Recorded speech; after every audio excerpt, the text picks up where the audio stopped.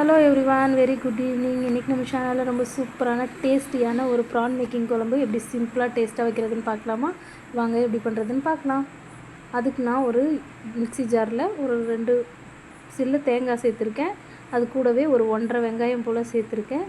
ஒரு 4லேருந்து 5 தக்காளி சேர்த்துருக்கேன். இதெல்லாம் ஃபைன் பேஸ்ட்டாக அரைச்சிடலாம். ஆச்சு.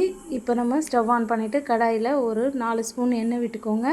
எண்ணெய் நல்லா சூடாக இருந்தும் 1/4 ஸ்பூன் வெந்தயம், 1/4 ஸ்பூன் கடுகு சேர்த்துக்கோங்க. அது நல்லா பொரிஞ்ச உடனே நம்ம கட் பண்ணி வச்சுருக்க ரிமைனிங் வெங்காயத்தை அதில் போட்டுக்கோங்க.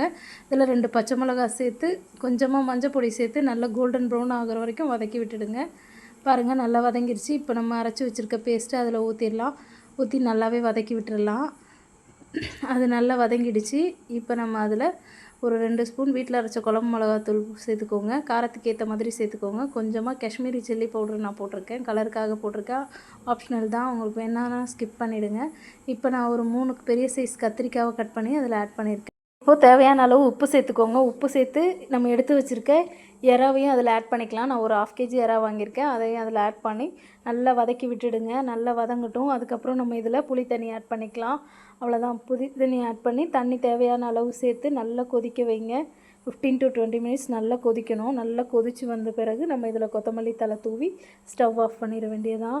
ரொம்பவும் சிம்பிளாகவும் டேஸ்டியாகவும் இருக்கும். நீங்களும் உங்கள் வீட்டில் செஞ்சு பார்த்துட்டு எப்படி இருக்குன்னு நம்ம சேனலை சப்ஸ்கிரைப் பண்ணுங்கள். தேங்க்யூ, பாய் பாய்.